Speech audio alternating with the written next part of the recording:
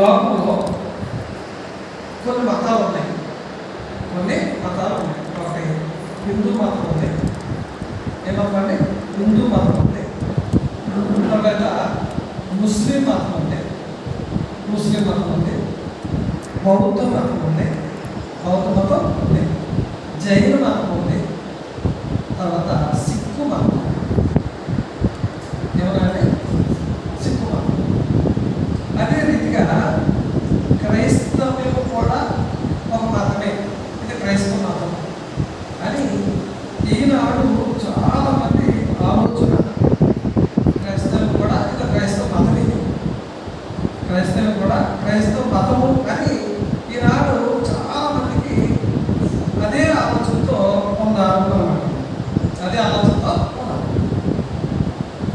మతం అంటే ఒకరి పైగాక దేని మీద కలిగి ఉన్న ఒక నమ్మకం. మతం అనేది ఒక నమ్మకం. మతం అంటే ఒక నమ్మకం పడుతుంది. ఒకరి పైన లేక దేని పైన ఎవరైనా అదొక నమ్మకం. అయితే ఈ మత సంబంధంగా కొన్ని సమయాల్లో మతాన్ని బట్టి ఒక మతానికి ఆచారం ఉంటుంది. హిందూ మతం ఆచారం ఉంటుంది. అదే ఆచారాలు చాలా ఉంటాయి. శుక్రవారం, శనివారం, మంగళవారం, సోమవారం, ఇలా వారం అన్ని రోజులు ప్రతి సంవత్సరం ఒక పండుగలు వెళ్ళి వాళ్ళు ఆచారబద్ధంగా ఆచరిస్తే సరిపోతుంది. హైందూ మతం. క్రైస్తవ మతం అనేది ఆచారం కాదండి. ఏదో ఆదివారం వచ్చి పెడితే కాదు, ఏదో ఇలా శుక్రవారం వచ్చి పెడితే కాదు. క్రైస్తవము అనేది ఆచారం కాదు, ఆత్మీయ జీవితం అన్నమాట. క్రైస్తవం అంటే జీవితము అన్నమాట. ఆచారం మాత్రం కాదన్నమాట. క్రైస్తవం అనేది ఆచారం కాదు. అంచేత యూదులు కూడా వారికి ఆచారాలు ఉన్నాయి. యూదులకి ఆచారాలు ఉన్నాయి. యూదులకి బలులు అర్పించడం అనేది ఒక ఆచారం. పండుగలు చేయడం అనేది ఒక ఆచారం. లేకపోతే విశ్రాంతి దినాన్ని ఆచరించడం అనేది ఒక ఆచారం. ఇలాంటి ఆచారాలను బట్టి ఏం చేశారు అంటే అది కూడా యోధా మతము అన్నారు. ఏమన్నారు? యోధా మతము అన్నారు. అన్నారంటే యోధా మతం అన్నారు. అయితే క్రైస్తవం అనేది మతము కాదు. క్రైస్తవం అనేది మతము కాదు, మార్గము. క్రైస్తవం అనేది మతము కాదు, మార్గము. చూడండి ఒకసారి అపోస్తల కార్యాలు 24 అధ్యాయం 14-15 వచనాలు చూడండి ఒకసారి. అపోస్తల కార్యాలు 24-14-15. ధర్మశాస్త్రం వల్ల ప్రవక్తల గ్రంథమయందు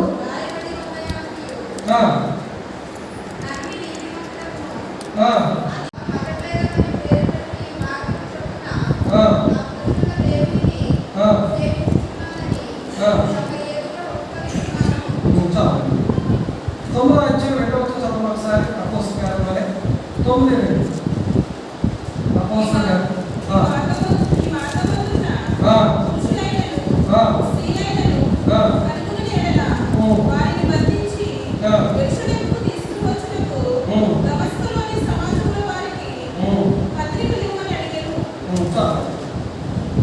చూడండి, ఇక్కడ దేవుని వాక్యంలో మనకేం చెప్పబడుతుంది అంటే ఇక్కడ సౌలు మరి యెరూషలేములో ఉన్న అందరినీ కూడా ఏం చేశాడు? యెరూషలేములో కూడా క్రైస్తవులు అనబడిన వారిని హింసించాడు. లేకుంటే తర్వాత చెరసాలని ఈడ్చిపెట్టాడు. తన ఇష్టానుసారంగా బాధ పెట్టాడు. అక్కడ యెరూషలేములో క్రైస్తవులు అయిపోయిన తర్వాత దమస్కు ప్రాంతానికి వెళ్ళడానికి ఆనాడు అధికారుల దగ్గర ఒక పత్రిక మన అడుగుతున్నాడు. చూడండి, ఇక్కడ ఒక సూత్రంలో 2వ వచనం. ఈ మార్గమందులో పురుషులైనను స్త్రీలైన సర్వముని వల్ల వారు బంధించి యెరూషలేము తీసుకొని వచ్చినప్పుడు దమస్కులో సమాజంలో వారికి పత్రిక ఇవ్వమని అడిగాను. ఈ మార్గమంలో ఉన్న పురుషులు, స్త్రీలు. ఏ మార్గం అంటే క్రైస్తవం అనేది మార్గం అన్నమాట. దమస్కులో ఉన్న వారిని యెరూషలేముకి తీసుకురావడానికి మాకు పత్రికలు ఇవ్వండి. యెరూషలేములో ఉన్న వారిని ఏం చేశాడు ఆయన? యెరూషలేములో వారిని ఏం చేశాడండి ఆయన? మనకి 24 ఏం చెప్పండి అక్కడ? అపోస్తల కార్యాలు 24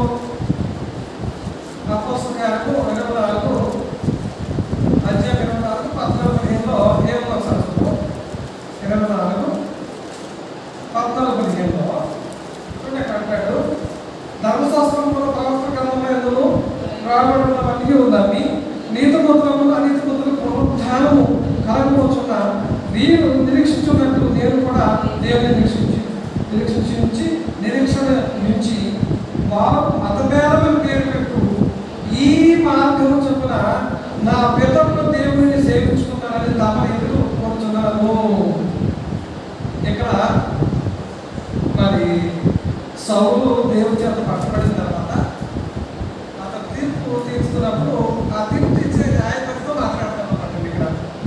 ఇక్కడ ఏం చెప్తాడంటే, ఇక్కడ అంటాడు వారు మతభేదమైన పేరు పెట్టు ఈ మార్గం చొప్పున ఆ పితరుల దేవుని సేవించుకున్నారు.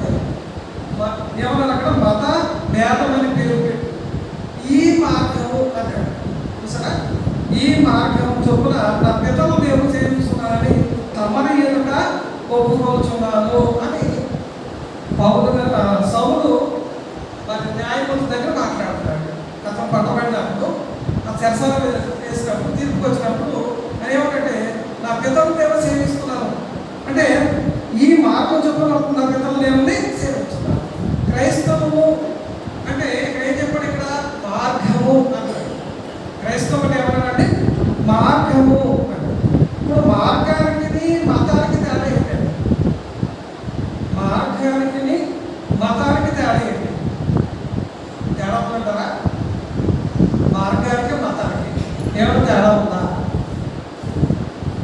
మతానికి మార్గం తేడా ఉందా? చూడండి, మత కలహాలు చాలా చోట్ల జరుగుతున్నాయి. మత కలహాలు అనేది జరుగుతుంది. ఇప్పుడు ఇంతకుముందు మనకి క్రైస్తవులకి తర్వాత హిందువులకి క్రైస్తవులు కోసారని మనకు ఒక రాష్ట్రంలో చెప్పండి. మోడీ అసలే పట్టించుకోలేదు. బీజేపీ ముఖ్యమంత్రి ఇంటర్నెట్ కట్ చేశాడు. ఆ గొడవ జరుగుతున్నప్పుడు ఏ రాష్ట్రం అండి? మణిపూర్. అంటే రెండు మతాల మధ్య గొడవ జరిగింది. రెండు తెగలు, ఆ రెండు మతాలు. ఒక మతం హైందవులు, ఒక మతం క్రైస్తవులు అన్నమాట. ఈ హిందూ మతం వల్ల ఏం క్రైస్తవ మతం వల్ల కొత్త వస్తాయి. ఎంత దారుణ సభ అనేది. అయితే మతాల మధ్య యుద్ధాలు జరిగితే, మతాల మధ్య కలహాలు జరిగితే, మతాల మధ్య ఆధిక్య పోరు, మా మతము గొప్పది, మేమే గొప్పవాడు అని ఆధిక్యత కోసం వాళ్ళని జనసంఖ్య లేకుండా అలసాలి, ఆ మతం పెరగకుండా అలసాలని ఈ మతభేదం కలిగిన వాళ్ళు ఏం చేస్తున్నారంటే ఈ మత కలహాలు అనేవి సృష్టిస్తున్నారు. అయితే ఇప్పుడు క్రైస్తవ్యం అనేది ఒక మతం, క్రైస్తవం ఒక మతం అని లోకం అనుకుంటున్నారు కాబట్టి ఇప్పుడు మతాన్ని బట్టి కొన్నిసార్లు కొంతమంది క్రైస్తవులు ఇబ్బంది పెట్టడం, హింసించడం, బాధ పెట్టడం అనేది జరుగుతుంది. అయితే వాక్యానుసారంగా మనం చూస్తే ఇక్కడ మనకి ఏం చెప్పబడుతుందంటే క్రైస్తవం అనేది మతము కాదు మార్గము అనేది. మతము కాదు మార్గం. మార్గం అంటే మనకు అర్థం ఏంటండి? మార్గం అంటే అర్థం ఏంటి? మార్గం అంటే దారి లేదంటే త్రోవ అన్నమాట. మార్గం అంటే దారి లేక త్రోవ అన్నమాట. అయితే ఇప్పుడు ఈ మార్గము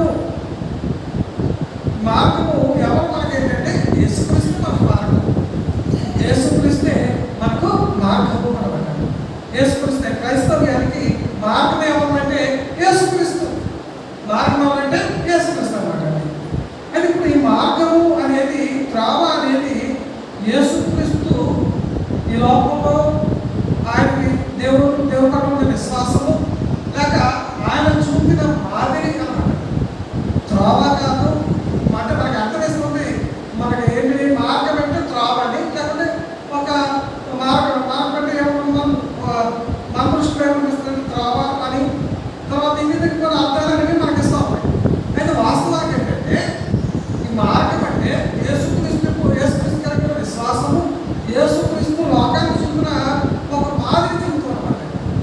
మార్గం అండి. యేసుక్రీస్తు లోకానికి చూపిన ఒక మాదిరి జీవితం అనమాట, మార్గం బట్టి. అర్థమేనండి. అదే రీతిగా ఈ మార్గము లోపల మనకి ఏం కలిగి చేస్తుందంటే సంతోషాన్ని కలిగి చేస్తుంది మనకి. ఈ మార్గం క్రీస్తు చూపిన మార్గకరమైన ఈ మార్గం మనకేం చేస్తుందంటే సంతోషాన్ని కలిగి చేస్తుంది క్రీస్తు చూపిన మార్గము. అదే రీతిగా ఈ మార్గం కూడా మనం వెళ్తే ఈ మార్గం మనం ఎక్కడ తీసుకెళ్తాం అంటే పరలోకానికి తీసుకెళ్తాం. యేసుక్రీస్తు చూపిన మార్గము పరలోకానికి మనల్ని తీసుకెళ్తాను. అదేనండి, పరలోకానికి తీసుకెళ్తాం. అదే రీతిగా యేసుక్రీస్తు ప్రభు వారు యోహాను సువార్త 14వ అధ్యాయము 3 నుంచి 6 వచనాల్లో ఏం చెప్తున్నారు చూడండి ఒకసారి. 14 3 నుంచి 6 వచనాలు.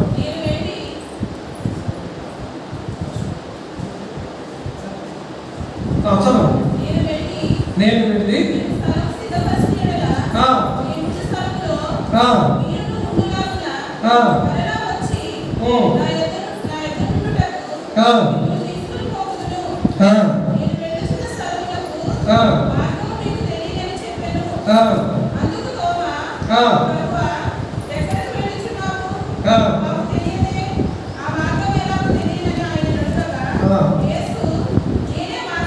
నేనే మార్గమును సత్యము జీవము, నా ద్వారా తప్ప ఎవరు తండ్రి యొద్దకు రాడు.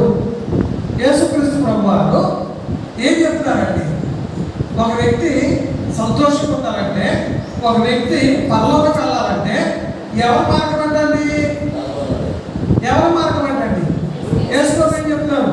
నేనే మార్గము, నేనే సత్యము, నేనే జీవము, నా ద్వారా తప్ప ఎవరు కూడా తండ్రి యొద్దకు వెళ్ళలేదు. నా ద్వారా తప్ప తండ్రి యొద్దకు ఎవ్వరు కూడా వెళ్ళలేరు అంటారు. అంటే క్రైస్తవం అంటే మతము కాదు, మార్గము అని అర్థమండి. ఇప్పుడు మతము అనేటప్పటికీ చాలామంది ఏమంటారంటే క్రైస్తవ మతం అనేది ఫలానా కులానికి సంబంధించిందండి, ఇది క్రైస్తవ మతం. అందుకనే యేసు ప్రభు అంటే మంచి వ్యక్తేనండి, యేసు ప్రభు అంటే మంచి మాటలు చెప్పాడండి, యేసు ప్రభు ఆయన ప్రాణం పెట్టి మంచి బోధ చేశాడు, మంచి బోధ చేశాడు, మంచి బాధ చూపించాడు అని ఈనాడు చాలామంది ఇప్పుడు ఈ డిసెంబర్ క్రిస్మస్ సీజన్ కాబట్టి ఎంత అన్యులైనప్పటికీ, ఎంత విగ్రహాలు పూజించేటప్పటికీ వాళ్ళ రాజకీయ వ్యాపారం స్టేజ్లోకి ఏమన్నారండి? ఒక మంచి మార్గం చూపించాడండి, మంచి బోధ చేశాడండి, ఒక మంచి వ్యక్తి అండి ఈయన అంటారు. అర్థమండి. ఇలాగూ ఆయన మంచివాడని చెప్తారు. అయితే క్రైస్తవ మతం ఇది. మతం అంటే ఈ మతం ఎవరికి? పలానా కులస్తులకి మతం. పలానా కులస్తులకి ఒక ముద్ర వేస్తారనమాట. పలానా కులస్తులకి కొన్ని సమయాల్లో ముద్ర వేసి వాళ్ళ మతం వేరండి, మా మతం వేరండి, నా హిందూ మతం వాళ్ళేమో క్రైస్తవ మతం. అంచేత క్రైస్తవ మతం కాబట్టి మతం వేరు కాబట్టి వాళ్ళ మతం వాళ్ళండి, మా మతం మాదండి అంటే ఆయనంటే మాకు ఇష్టమేనండి, ఆయన మంచోడండి, ఆయనంటే మాకు ఆయనకి మేము అప్పుడప్పుడు పల్లె దేవుడి సన్నిధికి కానుకలు పంపిస్తామండి, అలాగే అమ్మాలు ఉంటుందండి. అయితే వేరే మతం కాబట్టి ఎవరు కూడా కొన్నిసార్లు ఆ మతంలోకి రావడానికి ఇష్టపడరు.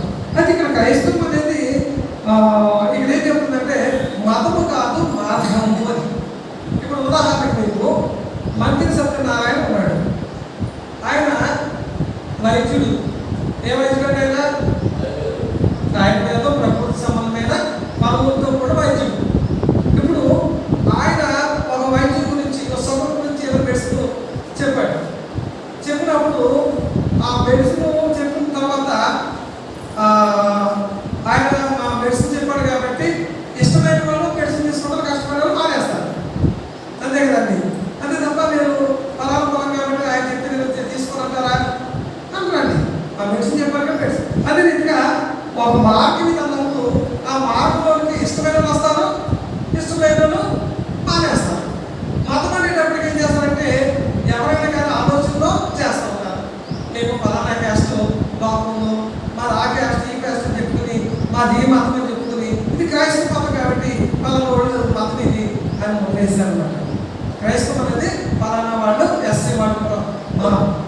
మతము అనమాట. అట్లాగండి తప్పు కులస్తులు మతమని కొన్నిసార్లు అంటారు. ఇలాగూ రకరకాల ఆలోచన చేస్తామన్నమాట. మరి అప్పుడు కాబట్టి వాళ్ళ కులం వాళ్ళు ఏమంటే వాళ్ళ స్థాయి ఏంటి? 90% ప్రపంచంలో క్రైస్తవులు ఉన్నారండి. క్రీస్తు నమ్మిన వారే ఉన్నారు. అర్థమండి. మిగతా 10 మంది బౌద్ధులు ఉండొచ్చు, జైనులు ఉండొచ్చు, ముస్లిమ్స్ ఉండొచ్చు, సిక్కులు ఉండొచ్చు, హిందువులు ఉండొచ్చు. మిగతా 10 మంది 90% మంది ప్రపంచ దేశాల్లో క్రైస్తవులు. అర్థమండి. అలాగూ మన దేశంలో వీళ్ళు కావాలని అసలు దేవుడు అంటున్నారు. మరి మిగతా దేశాల్లో ఈనాడు తెలియక అనాలోచనతో అజ్ఞాత కొన్నిసార్లు క్రైస్తవం అనేది ఇది ఒక మతం అని ఏం చేస్తారంట, ఆ మతం దగ్గర కొన్నిసార్లు చాలా మంది అలానే వాళ్ళ మతం తీసుకుంటే మేము ఆ కులాన్ని కూడా కలిసిపోతాము అన్న టైంలో చాలా మంది మతాన్ని దొరకబోతున్నారు. అది మతం కాదండి, మార్గము రావాలన్నమాట, ఒక దారి అనమాట. యేసు ప్రభు చూపిన జీవితము అనమాట, పరలోకానికి తీసుకెళ్ళే మార్గము అనమాట. అర్థమైందండి. అదే రీతిగా మరొక విషయాన్ని ఆలోచన చేస్తాం. పరలోకానికి వెళ్ళాలంటే ఎవరు మార్గం? యేసుక్రీస్తు మార్గం. మార్గము ఒక్కటేనండి, మరొక మార్గం లేదండి. పరలోకానికి వెళ్ళడానికి మరొక మార్గం అనేది లేదు. మార్గము ఒక్కటే, అది యేసుక్రీస్తే మార్గం అంటారు. ఇక మిగతా మార్గాలన్నీ కూడా ఏమి కూడా లేదు అనమాట. అంచేత చూడండి, అపోస్తుల కార్యాలు 15 చూడండి. అపోస్తుల కార్యాలు 15:36. యేసుక్రీస్తు అందరికీ ఎవరు ప్రభు అండి? అందరంటే అదనమాట అండి. భూమి మీద ఉన్న అందరికీ ఆయన ప్రభు అంటండి, యేసు ప్రభు. కొంతమంది ఒక కులానిగా ప్రభు చెప్తూ ఆపాదిస్తున్నారు, ఒక కులానికి సంబంధించిన వాడే చెప్తున్నాడు. బైబిల్ ఏం చెప్తుందంటే యేసుక్రీస్తు అందరికీ ప్రభు అనమాట. భూమి మీద ఉన్న వారందరికీ ప్రభు ఆయన. అదేనండి, భూమి మీద ఉన్న వారందరికీ యేసుక్రీస్తు ఎవరంటే ప్రభు అయి ఉన్నాడు. ఒక కులానికి సంబంధించిన కాదు, ఒక వర్గానికి సంబంధించిన కాదు, ఒక మతానికి సంబంధించిన కాదు. ఆయన ప్రపంచంలో వారందరికీ ఆయన మార్గంగా ఉన్నాడు అనమాట. పరలోకానికి తీసుకువెళ్ళడానికి ఆయనే మార్గము అనమాట. ఆయన ఒక్కడ మాత్రమే మార్గం. అందరికీ ఆయన ప్రభువు. ప్రభు అంటే అర్థం ఏంటండి? రాసు. ఆయన మనం పరిపాలించేవాడు, ఆయన మన సర్వాధికారి. ఆయన ప్రపంచంలో ఉన్న వారందరికీ సర్వాధికారి. ఏ అధికారం కూడా ఆయన ద్వారానే పొందాలి. కానీ ఆయన కాబట్టి ఇది కూడా ఎవరు కూడా పొందగలరు. సమస్తము ఆయన ద్వారా కలిగారు. అర్థమేనండి. అదే రీతిగా చూడండి, ఎబ్రిల్ రాసిన పత్రిక 10వ అధ్యాయము 19 చదవండి, 20 వరకు. 19 నుంచి 21 చదవండి. 10వ అధ్యాయము 19 నుంచి. సహోదరులారా, యేసు మన కొరకు ప్రతిష్ఠించిన మార్గమున అనగా నూతనమైనది, జీవము గలది ఆయన శరీరము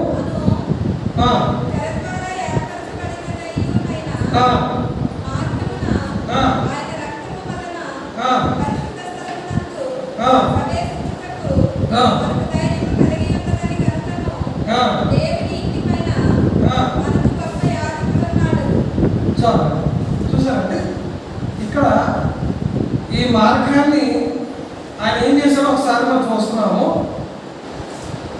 ఈ మార్గాన్ని ఆయన చూడండి ఇక్కడ, సహోదరులారా, యేసు మన కొరకు ప్రతిష్ఠించిన మార్గమున. యేసు మన కొరకు ప్రతిష్ఠించడం అంటే ఏంటండి? ఇప్పుడు చర్చ్ బిల్డింగ్ మనం నూతనంగా నిర్మాణం చేసుకున్నాం అనుకోండి, అది ఓపెనింగ్ పెట్టుకుంటాం. దాన్ని ఇల్లు అయితే గృహ ప్రతిష్ఠ అంటాము, చర్చ్ అయితే చర్చ్ ప్రతిష్ఠ అంటాము. ఈ విధంగా ఇక్కడ మన కొరకు ఒక మార్గాన్ని ప్రతిష్ఠించాడండి. ఎవరు? యేసుక్రీస్తు. సహోదరులు అక్కడ అంటాడు, యేసు మన కొరకు మనకు ప్రతిష్ఠించిన మార్గం, మన కొరకు ప్రతిష్ఠించిన మార్గం, మన కొరకు డెడికేట్ చేస్తాడన్న, మన కొరకు ప్రత్యేకపరుస్తాడన్నదండి ఒక మార్గాన్ని యేసుక్రీస్తు. ఆ మార్గం ఎటువంటిది అంటే నూతనమైనది. మార్గం ఎటువంటిదంటే నూతనమైన మార్గము, తర్వాత జీవము గల మార్గము. ఆయన శరీరం తెర ద్వారా బడిదైన మార్గమున ఆయన రక్తము వల్ల పరిశుద్ధ స్థలమునందు ప్రవేశించుటకు మన ధైర్యము కలిగి ఉన్నాము. అంచేత యేసుక్రీస్తు ఏర్పాటు చేసిన ఈ మార్గం ఎటువంటిదంటే నూతనమైనది, జీవము కాదనమాట. ఈ జీవము గల నూతనమైన మార్గాన్ని యేసుక్రీస్తు భూమి మీద మనందరి కొరకు ఏం చేశాడైనా ప్రతిష్ఠించాడు. అని ఏం చేశాడు? ప్రతిష్ఠించాడు, డెడికేట్ చేశాడు, మన కొరకు ప్రత్యేకపరిచాడు అనమాట. మన కొరకు ప్రత్యేకపరిచాడు అన్నమాట. అందుచేత ఈ విధంగా యేసుక్రీస్తు మన కొరకు మార్గాన్ని ఏం చేశాడంటే ప్రత్యేకపరిచడం చూస్తున్నాం. అంటే ఇప్పుడు మనం నేర్చుకున్న విషయం ఏంటంటే యేసుక్రీస్తు మార్గము ఏర్పాటు చేశాడు. మన దాంట్లో ఏమనుకున్నామంటే మార్గం అంటే అర్థమేంటో తెలుసుకున్నాము. మార్గము మనకి సంతోషం కలిగజేస్తాం అనుకున్నాము. ఆ మార్గము యేసుక్రీస్తు అనుకుంటున్నాము. ఆ మార్గము ఒక్కటే అనుకున్నాము. అదే రీతిగా ఈ ప్రసరం అందరికీ మార్గము ఆయనే ప్రభు అనుకుంటున్నాము. అదే రీతిగా మనకి లోకస్ వార్త 2వ అధ్యాయము 10వ వచనంలో మనకు చక్కగా మాట్లాడచ్చండి. ఏముందండి అక్కడ? లోక 2:10.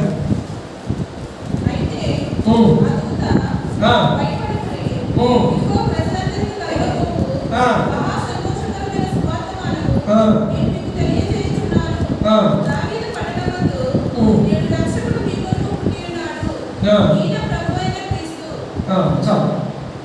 అంటే ఇక్కడ చూడండి, ప్రజలందరికీ మహా సంతోషకరమైన సువార్త. సువార్త అంటే మంచి వార్త. ఎవరికి మంచి వార్త? ఏ కులానికి మంచి వార్తది? ఏ వర్గానికి మంచి వార్తది? తెల్లవాళ్ళకా, లేకపోతే నల్లవాళ్ళకా, లేకపోతే తెలుగువాళ్ళకా, లేకపోతే తమిళోళ్ళకా, హిందీ వాళ్ళకా, ఇంగ్లీష్ వాళ్ళకి ఎవరికండి శుభవార్త అనేది?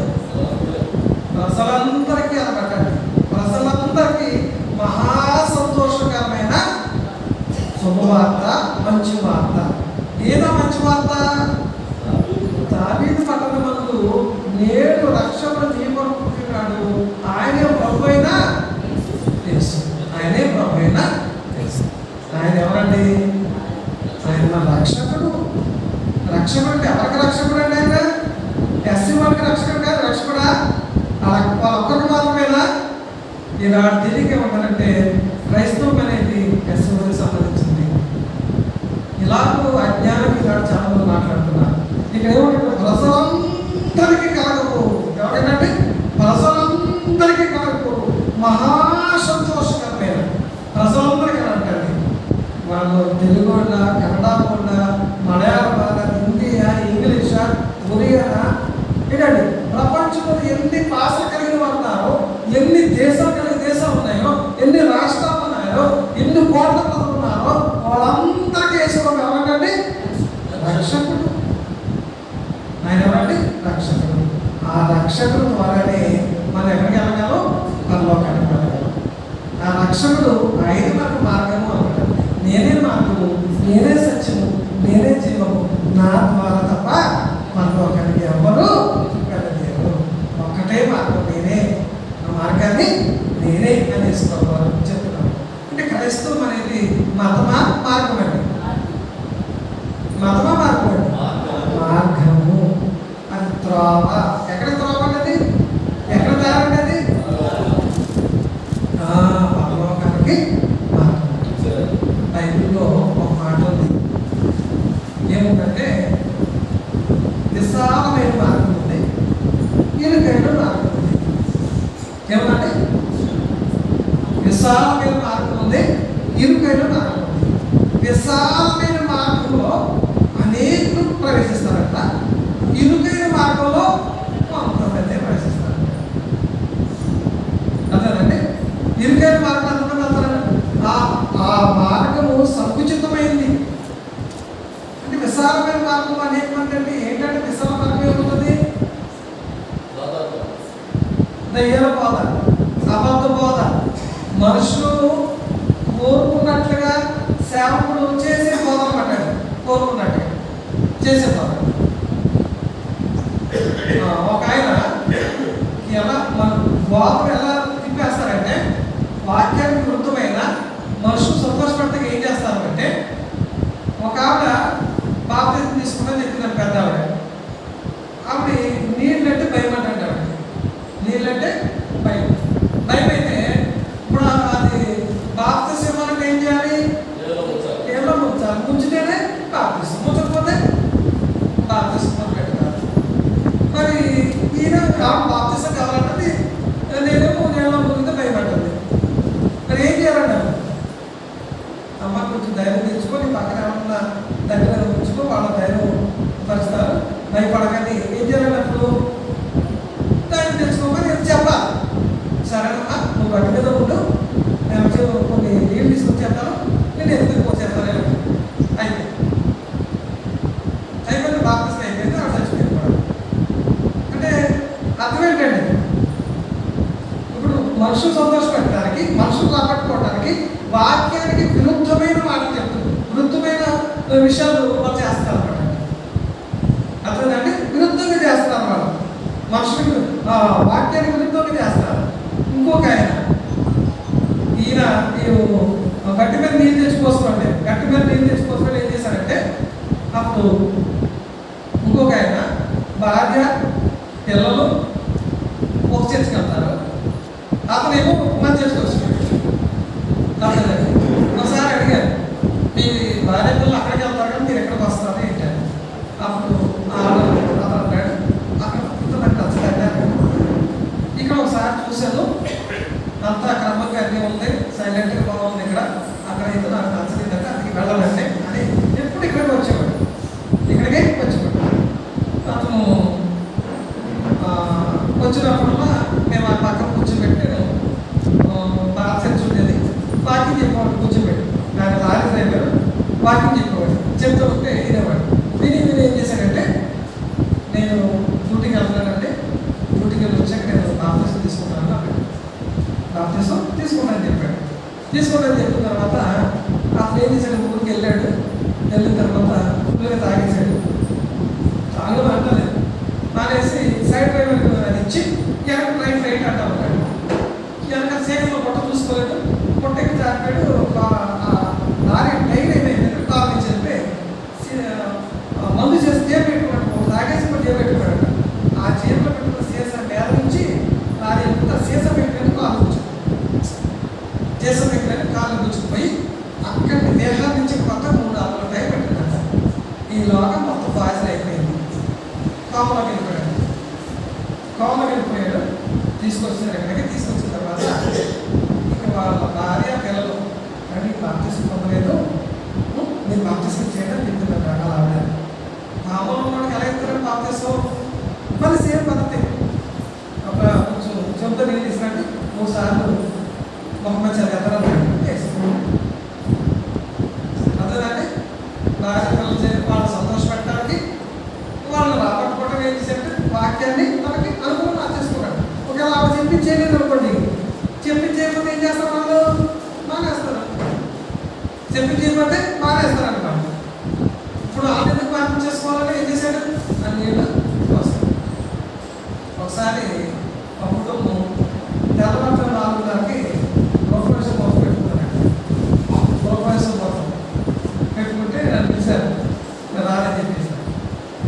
అతనంటే నేను రాను, ముహూర్తాలు లేవు, నేను పెట్టుకోకపోతే రాను, రమ్మంటే ముందుకు వస్తాను అన్నదంటే.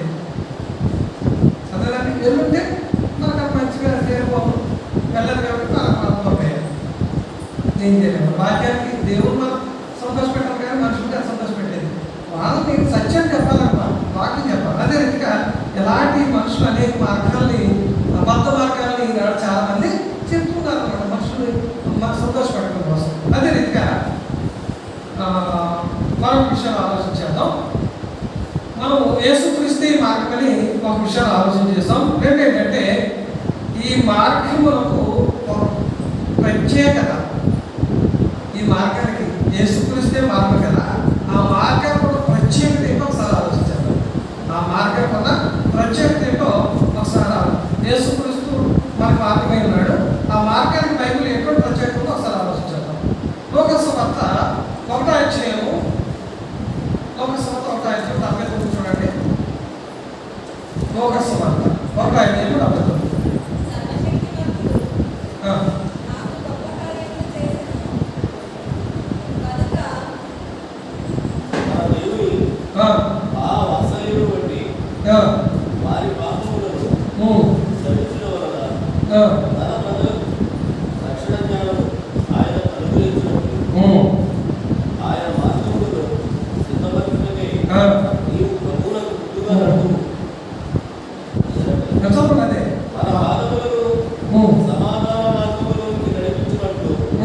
చీకటిలోను మరణఛాయలోను కూర్చున్న వారికి కూర్చుండకై ఆ మహావాత్సల్యమును బట్టి భయుడిని ఆయన మనకు అరుణోదయ దర్శనం అనుగ్రహించరు.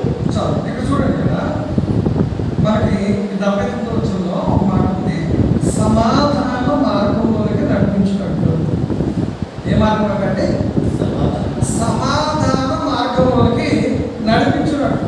సమాధాన మార్గం అంటే ఏ మార్గం అనేది? సమాధాన మార్గము. యేసుక్రీస్తు మార్గమై ఉన్నాడు. ఆ మార్గానికి ఉన్న ప్రత్యేకత ఏంటంటే సమాధాన మార్గము. యేసుక్రీస్తు అనే మార్గంలో మనం వస్తే ఆ మార్గంలో ఏముందండి? సమాధానం ఉంది. క్రీస్తులోకి వస్తే మనకేం కలుగుతుంది? సమాధానం కలుగుతుంది. సమాధానం కలుగుతుంది. లోపల ఉంటే సమాధానం ఉండదు. లోపల ఉంటే సమాధానం, క్రీస్తులో ఉంటే సమాధానం ఉంటుంది. సమాధానం అంటే ఆన్సర్ కాదండి. ఇక్కడ లోక సంబంధంగా చదువుపరంగా చూస్తే ప్రశ్న సమాధానం ఉంటే ఆ సమాధానం కాదండి. ఆ సమాధానం కాదు. ఏ సమాధానం ఇక్కడ మనకి? సమాధానం లేని చోట గొడవలు ఉంటాయి. సమాధానం లేని చోట గొడవలు ఉంటాయి. గొడవలు, కలహాలు ఉంటాయి. ఏ కలహం కాకుండా కలిసి జీవించడం, ఓర్పు కలిగి ఉండటం, సహనం కలిగి ఉండటం, సమాధానం ఉండటం. వాళ్ళ చూడండి, భార్య భర్తలపై సమాధానం లేదండి, కుటుంబాల మధ్య సమాధానం లేదండి, వాళ్ళ మధ్య ఎప్పుడు గొడవలండి, వాళ్ళ పేరు భార్య భర్తలండి, వాళ్ళకి అస్సలు సమాధానం లేదండి. ఎప్పుడు చూసి ఒకరినొకరు తిట్టుకుంటూ ఉంటారండి, ఒకరినొకరు తిట్టుకుంటూ ఉంటారండి, వాళ్ళ మధ్య సమాధానం లేదండి. అంటే క్రీస్తు మార్గంలో ఏముందండి? సమాధానం ఉంది అన్నమాట. క్రీస్తు మార్గం ఏముంది? క్రీస్తు ఉంటే సమాధానం. సమాధానం వచ్చేవారు ధన్యులు. సమాధానం వచ్చేవారు వారు సమాధానంగా ఉంటారు. వారు ఇతరులకు సమాధానం పంచడానికి కూడా వారు కృషి చేస్తారు అన్నమాట. వీళ్ళు గొడవ పడరు, ఎదుటి వారి మధ్య గొడవ పెట్టరు, గొడవ చూసి సంతోషించరు. అర్థమండి? ఎదుటి వారిని వాళ్ళు భలే గొడవ అవుతాయి, భలే తిట్టుకుంటారులే, భలే మంచి అలా జరుగుతుందిలే కానీ వాళ్ళు చూసి సంతోషపడరు. క్రీస్తు వారు అర్థమండి అని చెప్తారా? మరి సమాధానం మార్గం ఇది. యేసుక్రీస్తు మనకు చూపించిన మార్గం ఏంటంటే, ఆయన ఏ మార్గాన్ని దేవుడు ఏర్పాటు చేశాడు? యేసుక్రీస్తు ఏర్పాటు చేశాడంటే, నా దగ్గరకు వచ్చిన వారు సమాధానమైన మార్గంలో ఉంటారు, మీరు అంటాడు. సమాధానంగా బ్రతుకుతారు అంటాడు. సమాధానంగా బ్రతుకుతారు. చూడండి ఒకసారి లూకాసు వార్త 2:10 చదువుకున్నాం కదా, 14 చదువుకోండి. లూకాసు వార్త 10 చదువుకున్నాం, 2:10. ఇప్పుడు 2:14. సర్వోన్నతమైన స్థలములలో దేవునికి మహిమయు ఆయనకి ఇష్టమైన మనుషులకు భూమి మీద సమాధానము కలుగును. ఎవరికి ఇష్టమైన మనుషులకు సమాధానం? ఆయనకి ఇష్టమైన మనుషులకు సమాధానం ఉంటారు. ఇప్పుడు మన మధ్య సమాధానం లేనుకోండి, ఎవరికి ఇష్టమే కదా? మనము దేవునికి ఇష్టంగా బ్రతకట్లేదు. దేవుని మార్గం నుండి సమాధానం లేదంటే మన హృదయము, మన ఆలోచన, మన క్రియలు ఉన్నాయి దేవునికి వ్యతిరేకంగా ఉన్నాయి. మన ఆలోచన వ్యతిరేకంగా ఉన్నాయి, మన చేసే పనులు వేరే ఉన్నాయి, మన హృదయంలో కోరికలు వేరే ఉన్నాయి. ఈ వ్యతిరేకమైన ఆలోచనలు, ఈ వ్యతిరేకమైన ఈ యొక్క విధానం ఏం చేస్తుందంటే సమాధానం లేకుండా చేస్తాం కదండి. అర్థమండి? గొడవలకి కారణం అవుతుంది. మనం మార్పులే జీవితాన్ని జీవిస్తాం కదండి. సమాధానకరమైన మార్పు ఉందామని చెప్పుకుంటూ సమాధానం లేకుండా బ్రతుకుతున్నాం మనం. అర్థమండి? సమాధానం లేకుండా బ్రతుకులంటే దేవునికి ఇష్టమైన వారికి ఎలా ఎవరైతే బ్రతుకుతారో, దేవునికి ఇష్టంగా ఎవరైతే ఉంటారో వారు సమాధానంగా ఉంటారు. దేవునికి ఇష్టంగా అర్థమైందండి, ఆయన చెప్పింది చేసేవారు అనమాట. ఆయన చెప్పినట్టుగా నడిచేవారు అనమాట. అప్పుడు చూడు, పిల్లలు ఉన్నారు, తల్లిదండ్రులు చెప్పిన ప్రతి మాట వినాలనుకోండి, తల్లిదండ్రులుగా పెట్టినది ఏ కలుగుతుంది? ఇష్టం, ప్రేమ కలుగుతుంది, ఇష్టం కలుగుతుంది. చెప్పిన వాటి ఇల్లు అనుకోండి, ఇష్టం ఉండదు, కొంచెం అసహించుకుంటారు. అర్థమండి? ఇట్లా కొడుకే కాదండి, ఒక్క మాట అంటే కొడుకని చెప్పుకోవడం కూడా నేను సిగ్గుపడుతున్నానండి. అబ్బాయి కూడా సిగ్గుపడుతున్నానండి. అస్సలు మాట్లాడండి, అసలు నా మాట్లాడండి. నాకు అస్సలు ఇష్టపడుతుంది ఉండదండి. ఆ పిల్లంటే ఇష్టం నాకు, ఇదంటే అస్సలు ఇష్టపడుతుంది. లేకపోతే మా అబ్బాయిని ఇష్టం, మా అమ్మాయిని ఇష్టపడుతుంది, మాట నాకు సమాధానం చెప్పుద్దండి. అంటే ఇలాగూ అంటే మనం దేవుడు ఇష్టంగా లేవంటే అటువంటి మనలో సమాధానం లేదన్నమాట. అదేనండి, దేవుడికి ఇష్టమైన వారి మధ్య ఏముంటుందంటే సమాధానము ఉంటుంది అన్నమాట. అంటే ఇప్పుడు యేసుక్రీస్తు మార్గంలో ప్రత్యేకత ఏంటంటే సమాధాన మార్గము అన్నమాట. ఈ మార్గం ఎటువంటిది? యేసుక్రీస్తు మార్గం, క్రైస్తవం అనేది ఒక మార్గం. ఈ మార్గం ఏముంటుందంటే సమాధానం ఉంటుంది, గొడవలు ఉండవు, కలహాలు ఉండవు. అదేనండి, కలహాలు ఉండవు, సమాధానంగా బతుకుతారు అన్నమాట. తనకి ఇష్టమైన వారికి భూమి మీద ఏమవుతుందంటే లేదా సమాధానము. ఈనాడు చాలా మంది ఈ వచనాలన్నీ చదువుతారు క్రిస్మస్కి. తాగుతాడు, తిట్టుకుంటాడు, కొట్టుకుంటాడు. అంతకంటే ఆ రోజు దెబ్బలాటలాగా ఉండదు. ఆ రోజు దెబ్బలాట లేకుండా ఉండము. దేవుడు చెప్పిన వాకి పెళ్లి బాగా చేసిందండి. ఇంచుమించు దాంట్లో సగం మంది తాగేస్తాడు. కొత్తవాడు తాగేస్తాడు, పెద్దవాడు తాగేస్తాడు, సంఘపేదలు కూడా తాగేస్తాడు. సంఘపేదలు కూడా తాగేసి ఫుల్ మందులో ఉండి నేను మాట్లాడతాను అక్కడ శరీరం గురించి. ఏమవుతుంది కదపడదా? చిన్నప్పుడు చూసిన విషయాలంటే నాకు ఇక్కడ మా ఊళ్ళో, మీ ఊళ్ళో ఉంటారు ఏదో తెలియదు కానీ మా ఊళ్ళో ఇంచుమించు 6 వేల గడప పంటకి ఒకే చర్చ ఉంటుంది అక్కడ. అయితే ఇలాగూ ఫుల్గా తాగేసి చేయకపోతే నేను పాట పాడతాను, ఏదేదో పాడతాను ఉంటాడు. అది బొమ్మ పట్టాలని ఉన్నవాడు తీరా పాడవద్దు అంటే మాత్రం పెద్ద గొడవ పెడతాడు. గొడవ పెట్టిన తర్వాత వాళ్ళ సంబంధించినంత కూడా కర్ల పొలం తీసుకొచ్చారు. ఎవరైతే పాడుతున్నారో, ఎవరైతే పక్కకి వేశారో వాళ్ళని బొమ్మ పగిలిపోయిన రోజులు కూడా ఉన్నాయండి. క్రిస్మస్ పండుగ రోజు అల్లారితో ఆడి పాటలు అనమాట. అంటే అక్కడ అల్లారు అనమాట అండి, అక్కడ సమాధానం కలహం అనమాట అండి. అదేనండి, అందుచేత ఇక్కడ క్రీస్తు మార్గం ఏముంటుందంటే అల్లారు ఉండదు. క్రీస్తు మార్గం ఏముంటుందంటే గొడవ ఉండదు, కొట్లాటలు ఉండవు, ఏముంటుందండి ఆయన మార్గంలో సమాధానం ఉంటుంది అనమాట. ఏముంటుందంటే సమాధానము. తర్వాత అపోస్తల కార్యాలు 16వ అధ్యాయము 17వ వచనం. 16-17 అపోస్తల కార్యాలు 16వ అధ్యాయం 17వ వచనం.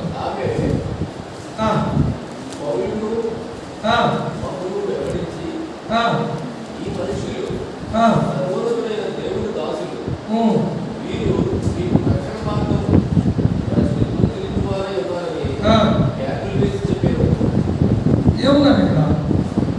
ఆమె పౌరులు మమ్మల్ని వెంబడించి ఈ మనుషులు సర్వోన్నతుడైన దేవుని దాసులు, వీరు మీకు రక్షణ మార్గం ప్రచురించే వారే ఉన్నారని కేకలు వేశారు. చూసారండి, ఇక్కడ ఒక దెయ్యం పట్టిన స్త్రీ సోది చూడండి. ఇక్కడ 16వ వచనం ఉంటుంది. మేము ప్రార్థనా స్థానంకి ఎదుర్చుండగా కూతురు అను దెయ్యం పట్టినదే సోది చెప్పుడు చేత తన యజమానికి ఒక లాభం సంపాదించున్న ఒక చిన్న దెయ్యమాకు ఎదురు వచ్చాను. ఇక్కడ అపోస్తలులు ఈ ప్రాంతానికి వచ్చినప్పుడు ఒక ఆవిడ ఏం చేస్తుందంటే దెయ్యం పట్టిందే సోది చెప్తుంది. ఇప్పుడు అర్థం వేసి చెప్తారు, పసరు పూసి చెప్తారంటారు చూస్తారా, అలాంటి స్త్రీ అనమాట. చెప్తూ ఉంటే దానికి వెనకాల యజమానులు ఉంటాడు. ఈ ద్వారా కొంత లక్ష్యం పొందుతున్నాడు. పొందుతుంటే మనకి అపోస్తలు వచ్చేటప్పటికి, పౌలు వచ్చేటప్పటికి ఆ స్త్రీ ఏమంటుందంటే ఈ మనుషులు సర్వోన్నతుడైన దేవుని దాసులు, మీరు సర్వోన్నతుడైన దేవుని దాసులు, మీరు ఏం చేస్తారంటే మీకు రక్షణ మార్గం ప్రశ్నించేవాడు నేను. ఈ సర్వోన్నతుడైన దేవుని దాసులు మీకు రక్షణ మార్గాన్ని ప్రచురం చేసేవాడు, రక్షణ మార్గాన్ని గురించి చెప్పేవాడు నేను అని తన దగ్గరకు వచ్చిన ప్రజలందరితో మార్చేస్తుందన్నమాట. అప్పుడు దాకా దెయ్యం మార్చేసింది, ఇప్పుడు నిజమైన దేవుడి గురించి చెప్తున్నాడు ఆవిడ. దెయ్యం చెప్తున్నమాట, దెయ్యం పట్టినాడు. ఇక్కడ సర్వోన్నతుడైన దేవుడు ఆశ్రయంలో వీళ్ళు ఏం చెప్తారంటే రక్షణ మార్గం గురించి చెప్తారు. వేరే విషయం కాదు, రక్షణ మార్గం గురించి కూడా చెప్తుంటారు అనమాట. యేసుక్రీస్తు గురించి మనం చెప్పుకునేటప్పుడు దెయ్యం సాక్షిస్తాయి. సర్వోన్నతుడైన దేవుని కుమారుడ మాతో మీకే పని అని అంటామంటే, సర్వోన్నతుడైన దేవుని కుమారుడ అంటే దెయ్యాలు కూడా యేసుక్రీస్తులో తెలుసు అనమాట.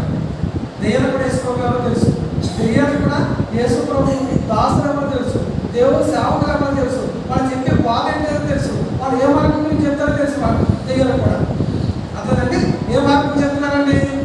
రక్షణ మార్గం గురించి చెప్తున్నారు. అంటే యేసుక్రీస్తు మా మార్గము, ఆయన ఎటువంటి మార్గం అనేది రక్షణ మార్గం. దేవుడు దాసు చెప్పేది, దేవుడు సేవకు చెప్పేది, దేవుడి స్వార్థం చెప్పేది ఏంటంటే రక్షణ మార్గం గురించి చెప్తున్నారు. రక్షణ మార్గం అంటే రక్షణ ఎవరికి అవసరం అండి? రక్షణ ఎవరికి అవసరం? ప్రమాదంలో ఉన్న వారికి అవసరం. ఇప్పుడు ఒక వ్యక్తి కాలబట్టి మీద పరిగెట్టుకుంటూ వెళ్ళాడు, కాలబడిపోయాడు. ఏమంటాడంట అతను రక్షించండి రక్షించండి రక్షించండి అంటాడు. కొన్నిసార్లు యాక్సిడెంట్ అయ్యి బొడ్డుతో పడిపోయాడు. ఏమంటాడండి? ఒక చోట ఒక కానిస్టేబుల్ భార్య బండి మీద వెళ్తుంటే వేరే వచ్చి కొట్టేసింది. ఈ కానిస్టేబుల్ 2 కాళ్ళు మీద చెప్తున్నట్టు, 2 కాళ్ళు చెత్త అయిపోయింది. అలాగూ అంత కాళ్ళు చెత్త అయిపోయినా, కాళ్ళు సహకరించిపోయినా అలా దేవుకుంటూ భార్య దగ్గరికి వెళ్ళిపోయాడు. భార్య దగ్గరికి వెళ్ళిపోయి భార్య తల ఒళ్ళు పెట్టుకుని ఇల్లు కాగదు, ఎవరు రక్షించండి మమ్మల్ని రక్షించండి పిలుస్తూ ఉన్నాడట. పిలిచి అతను తెచ్చిపోయాడు. భార్య ముందే తెచ్చిపోయాడు. పిలిచి అతను తెచ్చిపోయాడు. తర్వాత భార్య కూడా చనిపోయాడు. ఆ ప్రాణం ఉన్నంత వరకు కూడా నా భార్యను రక్షించండి, నా భార్యను రక్షించండి, నా భార్యను రక్షించండి కేకలు వేస్తూనే ఉన్నారట. కొంతమంది వెళ్ళి తగ్గకుండా తీసుకుంటారు. అదో మూర్ఖత్వం, అదొక అజ్ఞానం. వెంటనే మనకి ఎరుగు ఫోన్ చేసి వెంటనే వాళ్ళని రక్షించడం ప్రయత్నం చేయకపోయి కొంతమంది వెళ్ళిపోయి కూడా చేస్తారు. సరే, అంత ఊరుకు లోపల చాలా మంది ఉన్నారు. అలాగూ ప్రమాదంలో ఉన్న వారికి ఏం కావాలి? రక్షణ కావాలి అని అంటారు. అందుకే రక్షణ మార్గం ఇది. యేసుప్రభు మనం వచ్చిన మార్గం ఏంటంటే సమాధాన మార్గము, తర్వాత రక్షణ మార్గం. రక్షణ మార్గం అయితే ఇప్పుడు రక్షణ అనేది ఎప్పుడు వస్తుంది? మనకి రక్షణ అనేది ఎప్పుడు వస్తుంది? రక్షణ మార్గం గురించి చెప్తున్నాం మేము. ఎప్పుడు మనకు రక్షణ వస్తుంది?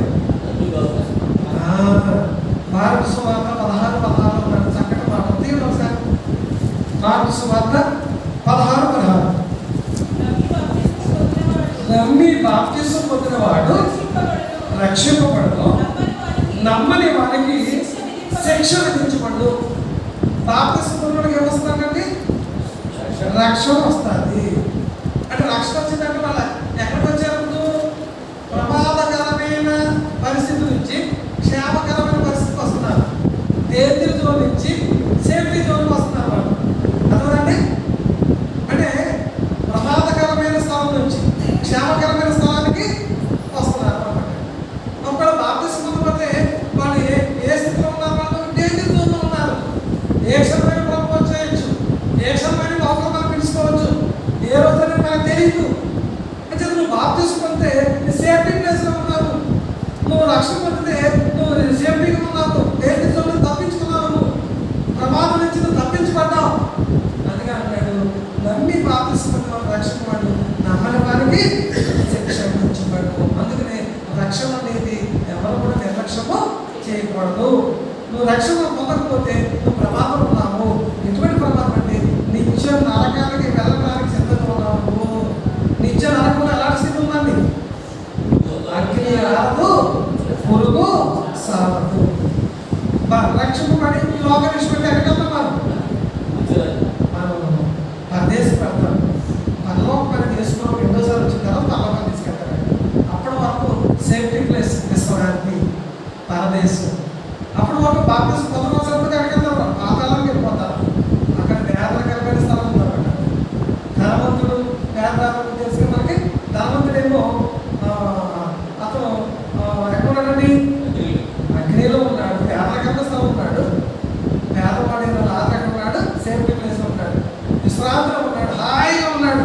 ధనవంతుడు అన్నాడు చూసి, అయ్యా భూలోకం ఉన్నాడు, తింటాను తింటుండేది కాదు, నేనైతే తినలేదు, తిన్నా, తాగలేదు, సకల సౌఖ్యాలు సకల బాగా అనిపించాను. అతని పరిస్థితి ఏంటి, నా పరిస్థితి ఏంటని అప్పుడు అట్లా ఆలోచన చేస్తానమాట.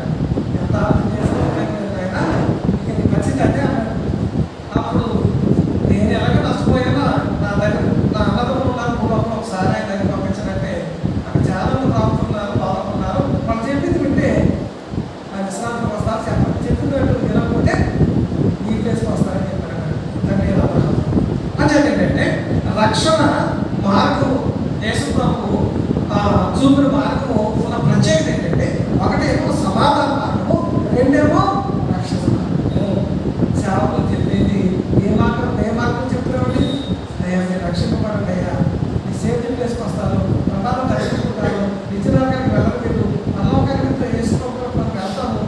అది రక్షింపబడి రక్షణ కొనసాగి సిద్ధపడుతుందండి. ఏ రోజు అనేది నాకు తెలియదు అని రక్షణ మార్గం గురించి బోధిస్తున్నాం. ఈనాడు అనేక మంది ఇంకా నిర్లక్ష్యం చేస్తున్నారు. నేను కేఎస్ఎన్ కాలేజీలో బాప్తిస్మం చెప్తూ బాప్తిస్మం పాఠం చెప్పాడు.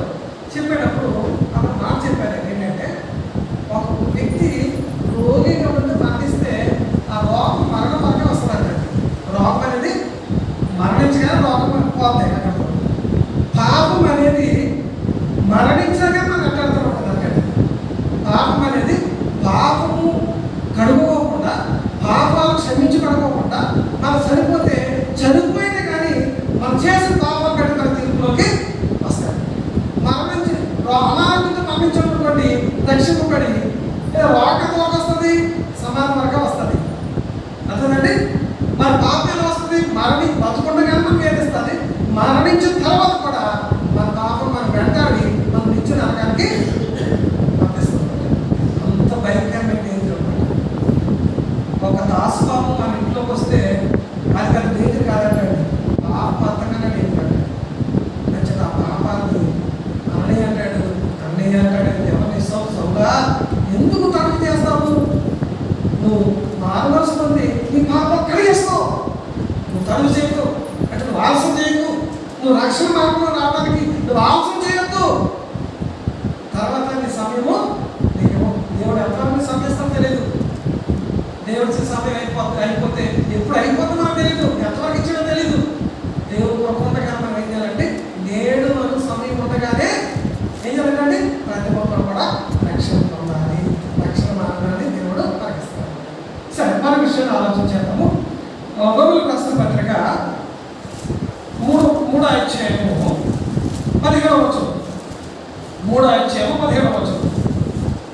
3వ అధ్యాయము 15వ వచనం. వారి పాదములు పరిగెత్తుచున్నవి, నాశనమును కష్టమును వారి మార్గములలో ఉన్నది, శాంతి మార్గము వారి ఎదురు. ఏ మార్గం అంటే? శాంతి మార్గము. శాంతి మార్గం అంటే మనం వాక్యం చదువుకున్నాం. ఏ వాక్యం చదువుకున్నాం? Bible reading. ఏ వాక్యం? ఇస్రాయేల్ చదవండి కదా, ఇస్రాయేల్ చదవండి. ఏ వాక్యం చెప్పండి, ఎవరికి గుర్తుందా? మత్తయి సువార్త 11వ అధ్యాయము 27 చెప్పాడు. 28 నుంచి మనకు అర్థం. ప్రయాసపడి భారం వచ్చున్న సమస్త జనులారా నా యొద్దకు రండి, మీకు విశ్రాంతిని కలిగజేస్తాను. ఇక ముందు చదవండి. ఒకసారి నేను సాత్వికుడను, మనసు గలవాడను కనుక మీ మీద నా కాడి ఎత్తుకొని నా యొద్ద నేర్చుకొనిడి, అప్పుడు మీ ప్రాణమునకు విశ్రాంతి దొరుకును. ఏలయనగా నా కాడి సులువుగాను నా భారము తేలికగాను ఉన్నవి. చూడండి, ఇక్కడ మన చదువుకున్న వాక్య భాగాన్ని మరి నాకు రోమపత్రిక 3:17 చదువుతాము. అక్కడ శాంతి మార్గము అని మనకు చెప్పబడింది. ఏ మార్గం అంటే? క్రీస్తు మార్గంలో ప్రత్యేకత ఏంటంటే, ఒకటి సమాధాన మార్గం అనుకున్నాం, రెండే మార్గం అనుకున్నాం అంటే ఏ మార్గం? రెండవ రక్షణ మార్గము. మూడో మార్గం ఏదండి? శాంతి. ఈనాడు మాకు అస్సలు ప్రశాంతత లేదండి అనేవాళ్ళు ఎక్కువ మంది ఉన్నారా? మీరు చాలా ప్రశాంతంగా ఉన్నారు ఎక్కువ మంది ఉన్నారు. ఏమండి, మా ఇంట్లో చాలా ప్రశాంతత ఉందండి అనేవాళ్ళు ఎక్కువ మంది ఉన్నారా? మాకు అస్సలు శాంతి అనేది తెలియలేదండి, అన్ని సమస్యలు అండి, అన్ని బాధలు అండి, అన్ని ఇబ్బందులు అండి, అసలు మనశ్శాంతి లేదని మాకు అనేవాళ్ళు ఎక్కువ. మనశ్శాంతి లేకపోతే కారణం ఏంటండి? మన ఇంట్లో శాంతి లేకపోతే కారణం ఏంటి? సమాధానం లేకపోతే కారణం ఏంటి? ఏంటండి? ఎవరు కారణం? దేవుడా? ఏమండి, ఎవరు మన కారణం? శాంతి మార్గంలో మనం ప్రవేశించి, సమాధాన మార్గంలో ప్రవేశించి, మన ఆలోచన మారకపోవడం, మన జీవిత విధానం మారకపోవడం, మన హృదయంలో కోరికలు మారకపోవడం. ఏ ఆలోచన చేస్తే దేవుడికి వ్యతిరేకంగా ఆలోచన చేస్తాం, ఏ పని చేస్తే దేవుడికి వ్యతిరేకంగా పని చేస్తాం, ఏ కోరుకుంటే దేవుడికి వ్యతిరేకంగా కోరుకుంటూ ఉంటాం. దేవుడికి వ్యతిరేకమైన ఆలోచనలు, దేవుడికి వ్యతిరేకమైన ఈ యొక్క మనం చేసే దేవుడికి వ్యతిరేకమైన మన కోరికలు ఏం చేస్తాయంటే మనకి కుటుంబంలో మనశ్శాంతి లేకుండా చేస్తాయి. మన కుటుంబం ఏం చేస్తాయి? మనశ్శాంతి లేకుండా కారణము దేవుడు కాదండి, మనమే కారణము. అతనండి మన ఆలోచన దేవుడికి వ్యతిరేకం, మన తలంపులకి దేవుడికి వ్యతిరేకం, మనం చేసే పనులు వ్యతిరేకం. ఇటు దేవుడు కావాలి, ఇటు లోకం కావాలి. ఇటు దేవుడి విధానం కావాలి, ఇటు లోక విధానం కావాలి. అటువంటి మనశ్శాంతి ఎక్కడ వస్తుందండి? మనశ్శాంతి ఎక్కడ వస్తుంది? కష్టమైన నష్టమైన బాధ మంది అయినా నాకు దేవుడే, ఆయన చెప్పినట్టుగా ఆయన వాక్యం ప్రకారం నేను జీవిస్తాను అని ఎవరైనా నిర్ణయం తీసి బతకండి, మీరు ప్రశాంతంగా లేకుండా అడగండి. ఉంటారా? ప్రశాంతం ఉందండి. దేవుడు చెప్పినట్టుగా జీవిస్తే ఉంటారు కదండి. మనం ఏంటంటే దేవుడు చెప్పింది చేయము, దేవుడు చిత్తాన్ని పొలపడము, దేవుడు వాక్యాన్ని అప్పడించము. మనం అనుకున్న చేస్తూ ఉంటాం, మన ఆలోచన ప్రకారం చేస్తూ ఉంటాం, లోకస్తులు ఆలోచన ప్రకారం చేస్తూ ఉంటాం. అవన్నీ చేసి ఏం చేస్తామంటే మాకు ప్రశాంతత లేదండి, మాకు నెమ్మది లేదండి, మాకు అస్సలు అశాంతి తప్ప శాంతి లేదు మా ఇంట్లో లేదు. దానికి కారణం ఏమంటే మనమే మన ఆలోచనలు సరిగ్గా లేనప్పుడు, మన నిర్ణయాలు సరిగ్గా లేనప్పుడు, మన కోరికలు సరిగ్గా లేనప్పుడు, మన తలంపు సరిగ్గా లేనప్పుడు ఏం జరుగుతుందండి? ప్రశాంతత అనేది మన కుటుంబాల్లో ఉండదు. అందుచేత నేను కారణమని కానీ, నా కుటుంబం కారణమని కానీ, నా పద్ధతుల కారణమని కానీ, నా ఆలోచన కారణమని కానీ మనం చాలాసార్లు అనుకోము. దేవుడు నమ్ముకున్నామండి, దేవుడు సన్నిధికి వెళ్తున్నామండి, అయినప్పుడు మాకు ఏం లేదు, ప్రశాంతత లేదండి, శాంతి లేదండి అనేవాడు. అంచేత ఈ శాంతి మార్గంలో ఉండి కూడా మనకు శాంతి లేదు అంటే కారణం ఏమంటే మనమే. మన ఆలోచనలు ఏం చేస్తాయంటే ప్రశాంతత లేకుండా చేస్తాము. దేవుడు ఏం చెప్పాడు వాక్యంలో ఆ ప్రకారంగా నడుచుకుంటాను, దేవుడు ఏం చెప్పాడు అలాగే బ్రతుకుతాను, నేను దేవుడిని అడుగుతాను, దేవుడి బిడ్డగా జీవిస్తాను అని అలాగే కొనసాగితే దేవుడు ఏం చేస్తాడంటే మనకు నిజమైన సంతోషాన్ని, శాంతిని, సమాధానం దేవుడు అనుగ్రహిస్తాడు. దేవుడు ముందు కూడా ప్రశాంతం లేదంటే మన ఆలోచనలు సరిగ్గా లేవు, మన పనులు సరిగ్గా లేవు, మనం చేసిన తలంపులు సరిగ్గా లేవు. అవి మనం ఏం చేస్తాయంటే ప్రశాంతం లేకుండా చేస్తాము.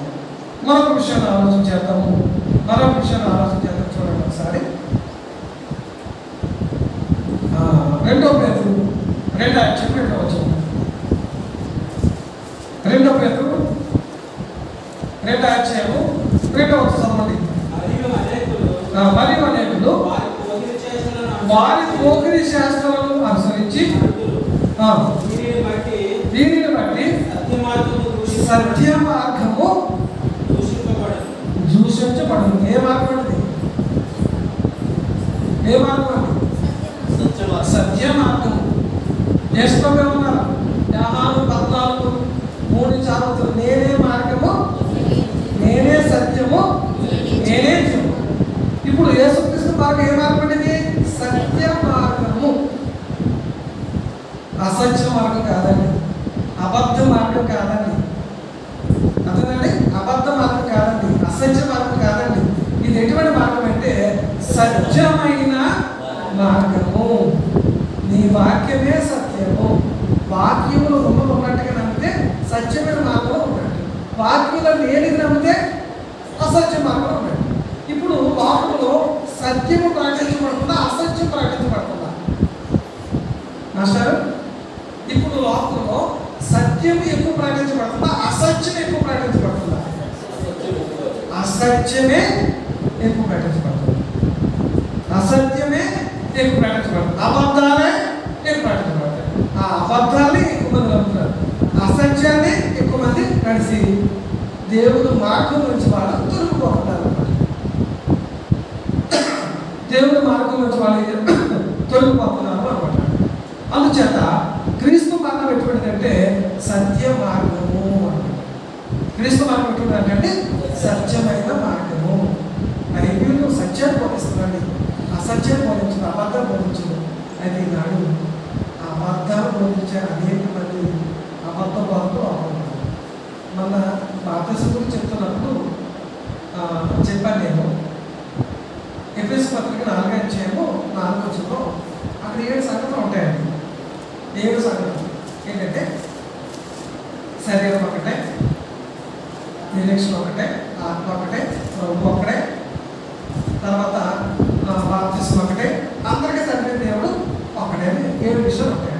బాప్తిస్మం ఒక్కటే అని ఉంటుంది, ఒక్కటే అని అదేనండి.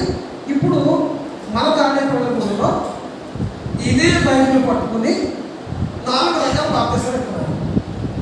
నేను చాలాసార్లు చెప్పాను, సందర్భం పెట్టి ఒకసారి గుర్తు చేస్తాను. మీరు చెప్పండి, ఎన్ని బాప్తిస్మాలు తెలుసు మీకు? ఎన్ని రకాల బాప్తిస్మాలు తెలుసు?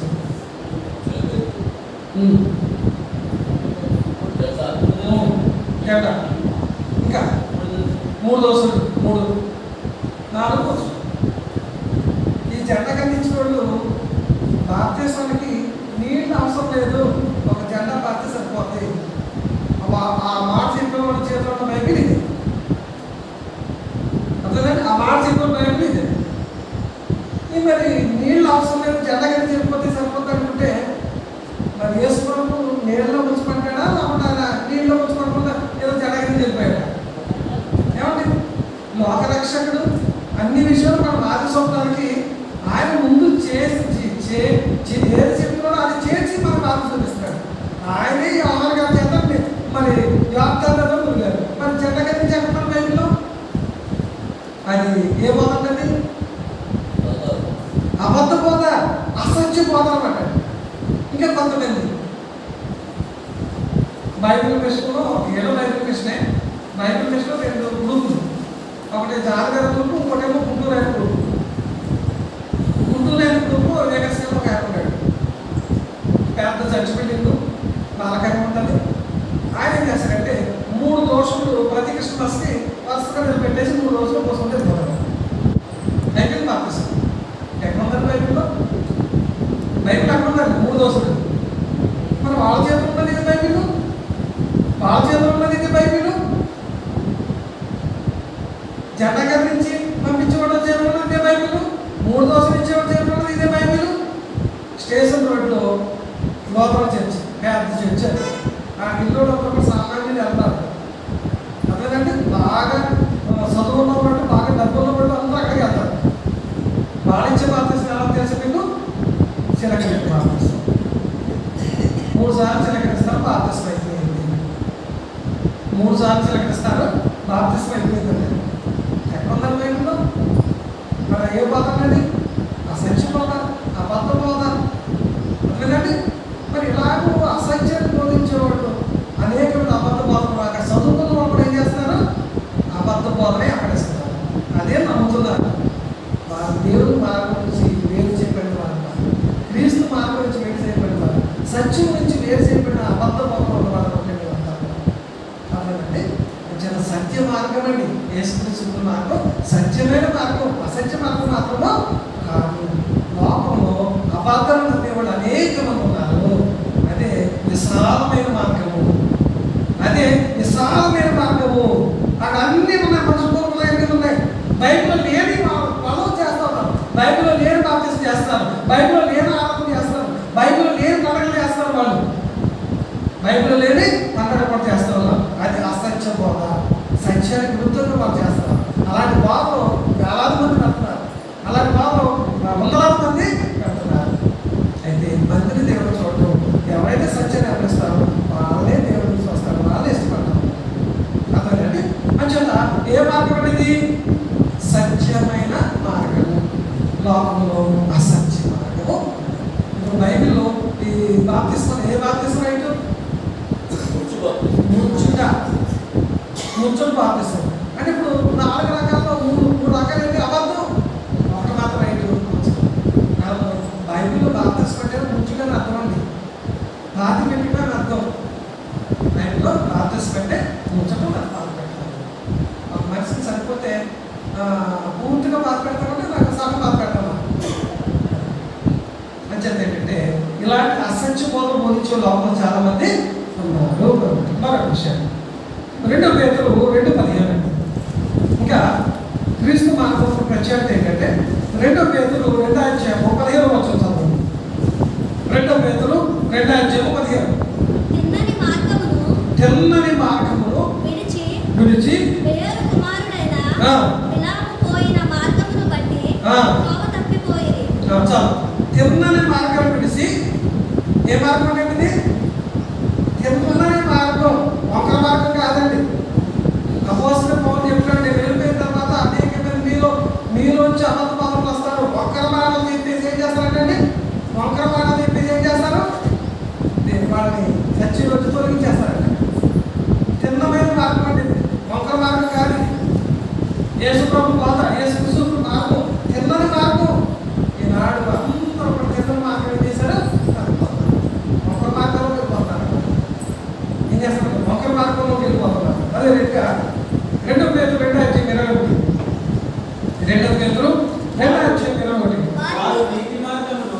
వారు నీతి మార్గము అనుభవపూర్వకముగా తెలుసుకొని అనుభవపూర్వకంగా తెలుసుకుని తమకు అప్పగింపబడిన పరిశుద్ధమైన ఆజ్ఞ నుండి తొలగిపోవడం కంటే ఆ మార్గము అనుభవపూర్వకముగా వింటుటయ్యే వారికి మేలు. చాలండి.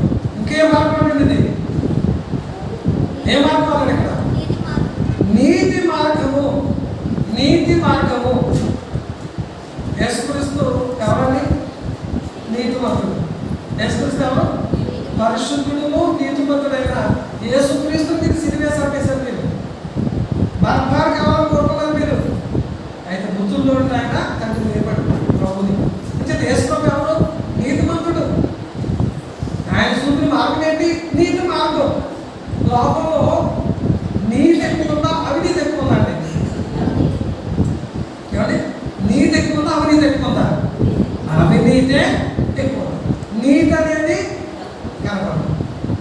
ఇప్పుడు చాలా మంది గుడికి వెళ్తా ఉన్నారు. గుడికి వెళ్ళేటప్పుడు గుడికి వెళ్ళామా, కొబ్బరికాయ కొట్టామా, వచ్చామా, ఆచారం అయిపోయింది. ఆచారం అయిపోయింది. గుడికి వెళ్ళామా, కొబ్బరికాయ కొట్టామా, ఇంకా ఏదన్నా పూలు పండించామా, వచ్చామా. నీతి అనేది అక్కడ ఎవరు చెప్తారు? అక్కడ ఏమండి? గుడికి వెళ్ళినప్పుడు అక్కడ నీతి మార్గం ఎవరు చెప్తారు? మంచి సత్య మార్గం ఎవరు చెప్తారు? అక్కడ వాళ్ళ సత్య మంత్రాలు ఎవరికి అర్థం కాదు. మన సత్య మంత్రాలకు అర్థం తెలియని అర్థమవుతాయా? ఏమర్థం కాదు మనకి. మరి ఎలా బాగుంటుంది? మనకి ఎలా నీతి మార్గం తెలుస్తుంది? అర్థమండి. యేసుక్రీస్తు మార్గము నీతి మార్గం అన్నమాట. నీతిని బోధించే మార్గం అన్నమాట. నీతిగా జీవించాలని చెప్పే మార్గం అన్నమాట. నీతి. లోకమంతా అవినీతి. మన ఆచారం అయితే చేస్తారు కానీ నీతిని పక్కన కట్టుకోవాలి. మిగతావాడు క్రీస్తు చెప్పేది ఏంటంటే నీతి అంటే, నీతిమంతుడు అంటే అర్థం ఏంటంటే పాపం చేయకుండా బ్రతికేవాడు. నేను నీతిమంతుడిని, మీరు కూడా నీతిగా ఉండాలి. అవినీతికి చోటు ఇవ్వద్దు. మీరు క్రైస్తవులు, మీరు అవినీతికి మీరు చోటు ఇవ్వద్దు. లోపల మతాలు ఏం చేస్తున్నాయంటే ఆచారం చేస్తున్నారు తప్ప జీవితం లేదు. ఇక్కడ క్రైస్తవం అనేది మన ఆచారం కాదు, జీవితం. నేను మీకు చూపించిన మాట చెప్తున్న నా అడుగు జాడలో నడుచుకోవడం వల్లని నీకు మాదిరి చూపి వెళ్ళిపోయాను అనమాట. ఏమంటాడు ఆయన? నా అడుగు జాడలో నడవాలని మీకు మాదిరి నుంచి వెళ్ళాను నేను. నా మాదిరి ప్రకారం మీరు నడుచుకోండి. నా మార్గంలో నీతి ఉంది. నా మార్గం చిన్న మార్గం, నా మార్గం సత్య మార్గం, నా మార్గం సమాధానకరమైన మార్గం. ఇది సమాధానకరమైన మార్గం. నా మార్గము శాంతి మార్గము. నా మార్గం ఎప్పుడైతే శాంతి మార్గం అని దేవుని వాక్యంలో చెప్పబడుతుంది. అదే రీతిగా ఇప్పటి వరకు మరి యేసుక్రీస్తే మార్గము అనే విషయాన్ని చూసాము. రెండోది ఏంటంటే యేసుక్రీస్తు చూపిన మార్గానికి ఉన్న ప్రత్యేకత ఏంటో చూసాము. ప్రత్యేకత చూసాము. ఆఖరిగా మరొక విషయాన్ని ఆలోచన చేస్తున్నాము. ఈ మార్గము ఏంటంటే బైబిల్లో చెప్పబడుతుంది. మార్గము అంటే కదండి. ఈ మార్గం ఏంటంటే ఈ మార్గమే క్రీస్తు ప్రభు సంఘం. ఈ మార్గమే క్రీస్తు ప్రభు సంఘము. బైబిల్లో చూద్దాం ఒకసారి. మార్గము ఎన్ని అనుకున్నాం మనం? మార్గాలు ఎన్ని? పర్లోకానికి వెళ్ళడానికి. పర్లోకానికి వెళ్ళడానికి మార్గాలు ఎన్ని అండి? మార్గము ఒకటే అనుకున్నాం కదా. అయితే ఇక్కడ చూడండి, మరొకసారి మనం ఎపిఎస్ పత్రిక వెళ్ళిపోదాం. 4వ అధ్యాయం 4వ వచనం. ఈసారి చదవండి ఒకసారి. శరీరం ఒకటే, ఆత్మయం ఒకటే. ఆ ప్రకారమే ఒకటే నిరీక్షణ పిలువబడింది. ప్రభు ఒక్కడే, విశ్వాసం ఒక్కడే, బాప్తిసం ఒక్కడే, అందరికీ తండ్రి అయిన దేవుడు ఒక్కడే, ఆయన అందరికీ పైగా ఉన్నవాడే. శరీరం ఒక్కటే అన్నాడు. ఏమండి? శరీరం ఒకటా రెండా? శరీరం ఒకటా రెండు? మన అందరికీ ఒకటే. శరీరం ఒక్కటే దేవుడు తెలియజెప్పాడా బైబిల్లో? శరీరం ఒక్కటే దేవుడు తెలీదా? ఏమన్నా దేవుడు తెలుసా తెలీదా? శరీరం ఒకటే సృష్టించిన ఆయన కాబట్టి మనకు ఒక శరీరాన్ని ఇచ్చాడు. శరీరం ఒక్కటాన్ని శరీరంలో చెప్పాడు. అక్కడ దేవుడు చెప్పాడు శరీరం ఒకటే. ఒకసారి చూడండి. ఒకసారి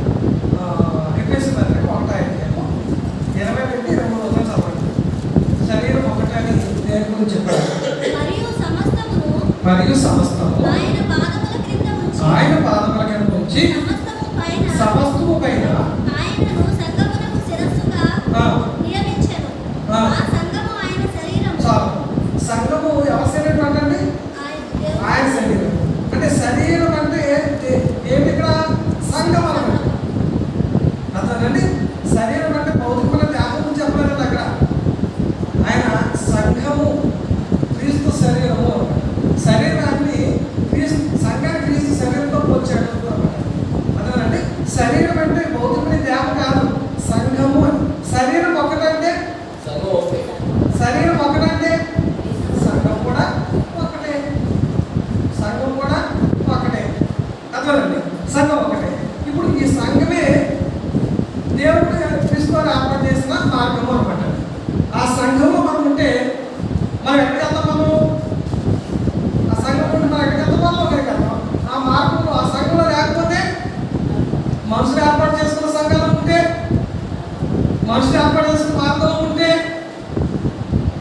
ఇప్పుడు అందరి చేతుల్లో ఇదే వైపు ఉంది కదా, అందరి చేతుల్లో వైపు ఉంది కదండి. ఇప్పుడు ఒక్కొక్క సంఘస్థులకు ఒక్కొక్క బాధ ఆ వైపు ఉంటుందా? అందరికి ఒకే బాధ ఉంటుందా? అందరికీ ఒక్కొక్కరికి ఒక్కొక్క బాధ ఉంటుందండి. అందరి చేతుల్లో బైబిల్ ఒకే బాధ ఉంటుంది. అదేనండి. అయితే అందరూ బోధించేది కొత్త కాదు. అందరూ బోధించే బాధ బైబిల్ బాధ కాదు. వాళ్ళ దెయ్యాల బాధ, అబద్ధం బాధ, వాళ్ళ సొంత బాధ ఉంది. బైబిల్ బాధ అనేది బైబిల్ ఉన్నదే బాధ అన్న సరే అదే బోధిస్తుంది. ఇప్పుడు ఉదాహరణ చెప్తాను. ఒక బీరకాయ విత్తనం మా ఇంటికి వేశారు. ఏ గారికి వస్తారు? బీరకాయ. అదే విత్తనం విజయవాడలో వేసాం. ఏ గారికి వస్తుందండి? అదే విత్తనం అమెరికాలో వేసాం. అదే గారికి వస్తుంది. ప్రాంతాలు ఏమైనా విత్తనం ఏదైతే అదే గారికి వస్తాయి. అదే రీతిగా ఇప్పుడు నేను చదివినా మీరు చదివినా బైబిల్ ఒకే అర్థం ఇస్తుందండి. అర్థమండి. మీరు చదువు ఒక అర్థం ఇచ్చి నేను చదువు ఒక అర్థము ఇవ్వదు. నేను ఇక్కడ సేవకుడుగా క్రీస్తు సేవకుడుగా నేను చదివినప్పుడు ఒక మాట ఇచ్చి, ఎందుకు వస్తుంది ఒక అర్థం ఇచ్చి, బైబిల్ విషయం చదివిన ఒక అర్థం ఇచ్చి, లేకపోతే రోగంలో చదివిన ఒక అర్థం ఇచ్చి, ఫెలోషిప్లో చదివిన ఇంకొక అర్థము ఇవ్వదు. బైబిల్ ఒకటే అర్థం ఇస్తుంది. వీళ్ళు మాత్రం ఏం చేస్తున్నారు? సొంత పనులు పుట్టిస్తున్నారు. కోపం మార్చేస్తారు. లేని కోపము కనిపించి చెప్తున్నారు. బైబిల్ లేని కనిపించి ఈనాడు అనేకమైన కనిపించిన సంఘాలు మనుషులు ఏర్పాటు చేసిన సంఘాలు ఉన్నాయి. మనుషులు ఏర్పాటు చేసిన మార్గాలు ఉన్నాయి. అయితే బైబిల్ మాత్రం ఒకటే మార్గం. రాబాబు ఎన్ని మాటలు కట్టాడండి? ఎన్ని మాటలు కట్టాడు రాబాబు? ఎన్ని మాటలు? ఒకే మాట కట్టాడు. వాళ్ళలో ఉన్న వారికి రక్షణ ఉందా? వాళ్ళకే లేని వాళ్ళకి రక్షణ ఉందా? ఇప్పుడు బైబిల్ ఎన్ని సంఘాలు ఉన్నాయి? బైబిల్లో లోపల అనేక సంఘాలు ఉన్నాయి. మనుషులు పెట్టుకున్న సంఘాలు. ఇప్పుడు బైబిల్ ఉన్న సంఘాలండి ఒక్కటే. ఏ సంఘం అది? ఎక్కడ ఉందన్నమాట? ఇప్పుడు ఎఫ్ఎస్ పత్రిక ఒక రాజ్యం చూసాం. 20 ఏమన్నా సంఘంలో శరీరం అంటే వేసుకుని శిరస్సు ఉంది. సంఘం వేసుకున్న శరీరం ఒకటంటే సంఘం కూడా ఒకటే. పౌలు సౌలుగా ఉన్నప్పుడు సంఘాన్ని హింసించాడు అక్కడ. ఏ సంఘాన్ని హింసించాడు? సంఘాన్ని హింసించాడు పౌలు గారు. ఏ సంఘం అది? రామ 16 ఏముందండి అక్కడ? ఏముంది అక్కడ? క్రీస్తు సంఘములన్నీ మీకు ఒకదా చెబుతున్నాయి. ప్రపంచంలో ఏ సంఘమైనా ఆ సంఘాన్ని ఏం పేరు ఉండాలి? క్రీస్తు సంఘమే. క్రీస్తు సంఘం వేరే పేరు పెట్టుకోవడం ఎవరికి అధికారం లేదు. ఒకరు పెట్టుకున్నాడంటే అబద్ధికుడు, అసత్యం బోధిస్తున్నాడు, అసత్యమైన మార్గం లేడు, నీతి మార్గం లేడు, క్రీస్తు మార్గం లేడు, అసత్యమైన మార్గంలో ఉన్నాడు. అసలు సంఘాలు కట్టింది ఎవరండి? యేసుక్రీస్తు. మత్తయి 16:18 ఉంటుందండి. నా సంఘమును కట్టుదును అంటాడు. నా సంఘమును కట్టుదును. సంఘమును కట్టుతున్నాడా? సంఘాన్ని కట్టాలన్నాడా? నా సంఘమును కట్టుదును. మరి ఈ బండ మీద నా సంఘమును కట్టాడు. యేసుప్రభు సంఘం కట్టాడు. యేసుప్రభు సంఘం ఇచ్చాడు. యేసుప్రభు సంఘాన్ని చేస్తూ నా సంఘాన్ని కూడా ఒకే ఒక సంఘం. శరీరం ఒక్కటే, సంఘం కూడా ఒక్కటే. అందుచేత ప్రియమైన దేవుని బిడ్డలారా ఒకసారి ఆలోచించేయండి. ఈ మార్గము, యేసుక్రీస్తు మార్గము ఏది అంటే సంఘమే ఆయన మార్గం. ఆ సంఘంలో మనం ఉంటే ఆయన మార్గంలో ఉంటాం. ఆ ప్రభు స్థాపించే సంఘంలో మనం లేకపోతే మనుషులు ఏర్పాటు చేసే మార్గంలో ఉంటాం, మనుషులు ఏర్పాటు చేసుకున్న సంఘాల్లో ఉంటాం. మరి అలాంటి అబద్ధ సంఘాలు, అబద్ధ మార్గాల్లో మనకి ఏముందో రక్షణ ఉండదు. క్రీస్తు ప్రభులో ఉంటేనే, క్రీస్తు ప్రభు స్థాపించే సంఘంలో ఉంటేనే వాక్యానుసారంగా చెప్పారు. వాక్యం చెప్తున్నాడు ఇక్కడ. ఆనాడు నోవహు కాలంలో వాడలోనికి ఎవరైతే ప్రవేశించారో వారికి రక్షణ, వాడలోనికి ప్రవేశించిన వారికి రక్షణ లేదు. ఈనాడు సంఘం అనే వాడ మన మధ్య ఉంది లోకంలో. ఆ సంఘం అనే వాడలోనికి ఎవరైతే ప్రవేశిస్తారో వారికే పరలోకం. ఆ సంఘమైన వాడలోనికి ఎవరైతే ప్రవేశించారో వారికి ఇచ్చినారు. నోవహు కాలంలో నోవహుకి మిగతా వాళ్ళకి నోవహు నాకు పడదండి, నోవహు లేక నోవహు కంటే పెద్ద పడ కడతాను నేను, వాళ్ళకి ప్రవేశిస్తాను అనుకుంటే ఏమండి? ఇప్పుడు నోవహు వాడ కట్టాడు, కట్టిన తర్వాత మిగతా ప్రజలు ఏం చేశారంటే నోవహు కట్టేదంటే నేను కూడా పడతాం, అంతకన్నా పెద్ద వాడు పడతాం, అంతకన్నా ఖరీదైన చెక్క వాడతాం, అంతకన్నా ఖరీదైన వస్తువులు వాడతాం మేము అనేసి వాడ కట్టేశాడు. వాడను కట్టాడు. కట్టిన తర్వాత ఇప్పుడు జలప్రలయం వచ్చేసింది. నోవహు వాడ తేలింది, మిగతా మనుషులు కట్టిన వాడ కూలిపోయింది. కాపు పెట్టాడు. కాపు పెట్టి నోవహుకి దేవుడు ఆజ్ఞాపించాడు, వాడ కట్టమని చెప్పాడు, మిగతా వాళ్ళ కట్టమని చెప్పలేదు. అర్థమైందండి? నోవహు దేవుడు చెప్పినంతగా ఎలా చెప్పాడో అలాగే కొంత ప్రకారం చేశాడు. వాళ్ళ ఇష్టం వచ్చినట్టు వాళ్ళు కట్టుకున్నారు. అదేనండి, నోవహు వాడ నీటిలో తెలియదంటే ఆయన చెప్పాడు కాబట్టి, చెప్పినట్టు చేశాడు కాబట్టి వాడ తెలియదు. వీళ్ళు నోవహు దేవుడు చెప్పి చేయలేదు, పరస్పరం సొంతం చేసుకున్నారు. అదే వైపు కూడుకున్నారు. అలాగే లోపల అనేక సంఘాలు ఉన్నాయి. అవన్నీ మనుషులు స్థాపించుకున్న సంఘాలు. బైబిల్ ఒకే ఒక సంఘం ఉంది, శరీరం ఒకటి సంఘం ఒకటే. ఆ సంఘం ప్రభు కట్టింది, ఆ సంఘం ప్రభు సమర్పించింది. ఆ సంఘంలో మనకు ఏం కలుగుతుంది? రక్షణ కలుగుతుంది. సేఫ్టీ ప్లేస్లో ఉంటాం. అలాగే నడిపిస్తున్న మార్గం, ఆ మార్గం మనం లేకపోతే నరకానికి మనం సరే. మరొక విషయాన్ని ఆలోచించేద్దాం. ఇప్పుడు ఈ సంఘము అపోస్తలుల కార్యం 8:4 చూడండి ఒకసారి. స్వార్థ వాక్యం ప్రకటించి సంచారం చేసింది. అప్పుడు పిలుపు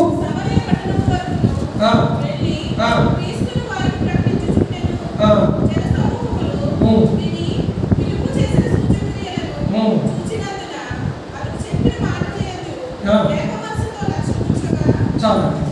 అంటే ఎవరి గురించి ప్రకటించారంటండి? పిలుపు గారు సంఘానికి హింసకలిగినప్పుడు చెందుకుపోయి సమరయ పట్టణానికి వెళ్ళి ఎవరి గురించి ప్రకటిస్తున్నాడు? యేసుక్రీస్తు గురించి ప్రకటిస్తున్నారండి. పిలుపు గారు యేసుక్రీస్తు గురించి. ఈనాడు ఐదుగా ప్రకటించేది ఏం ప్రకటిస్తున్నారు? నా సొంత సాక్ష్యం చెప్తాను, పెద్ద వచ్చి ఆయన సాక్ష్యం చెప్తాడు. ఆయన సాక్ష్యం చెప్తాడంట. ఆ సాక్ష్యాన్ని చెప్తాం వల్ల మనకు అక్కడికి వచ్చేది ఏంటండి? నేను అంత క్షమం అయిపోతాను, నేను ఎవరు వచ్చింది, నేను ఇలాంటి తప్పులు చేశానే తప్పులు లిస్ట్ చెప్తాడు అక్కడ. చివరికి ఏమంటే నేను మారిపోయాను. అమ్మాయి ఎంత వయసు వచ్చాక ఇది చేసిన తప్పు మారిపోయాడు, ఇంకా నాకు చాలా వయసు ఉంది, అన్ని చేసిన తర్వాత నేను కూడా అదే వయసులో మారిపోతాను అంటాడు. అతనండి ఇక్కడ యేసుని కూర్చొని ప్రకటించాడంట. అవును అంటాడు, మీ మధ్య క్రీస్తు తప్ప నేను దేనిని బోధించలేదు అంటాడు. తీయని మాటలు చెప్తాడు అంటాడు. తీయని మాటలు మీకు చెప్పలేదు, క్రీస్తు గురించి జ్ఞానాన్ని బోధించాను అంటాడు. అందుచేత క్రీస్తుని గురించి ఆయన క్రీస్తే మన మార్గం, ఆ యేసు గురించి పిలుపు ప్రకటించాడు అన్నమాట. అందుచేత మరి మనకి పరలోకమైన మార్గం యేసుక్రీస్తు, ఆ మార్గమే సంఘం. ఆ సంఘం ప్రభుది, ఆ ప్రభు సంఘంలో ఉండాలి. అదే రీతిగా ఆ సంఘం కొరకు మనం ఏం చేయాలంటే సంఘం కొరకు, సంఘాభివృద్ధి కొరకు మనం ప్రయాసపడాలంటే, సంఘ క్షేమాభివృద్ధి కోసం ప్రయాసపడాలంటే, అంతే తప్ప సంఘాన్ని పాడు చేయడానికి మనం ప్రయత్నం చేయకూడదు అంటే. చూడవచ్చు అవసరం చూద్దాం. కొరింథీయులకు రాసిన మొదటి పత్రిక 3:16-17 వచ్చినారు. 3:16-17 వచ్చినారు. 16-17 మీరు దేవుని ఆలయంలో ఉన్నారని, దేవుని ఆత్మ మీలో నివసించుచున్నదని మీరు ఎరుగరా? ఎవడైనా దేవుని ఆలయాన్ని పాడు చేసుకునేట్లా దేవుడు వాడిని పాడు చేయడు. దేవుడు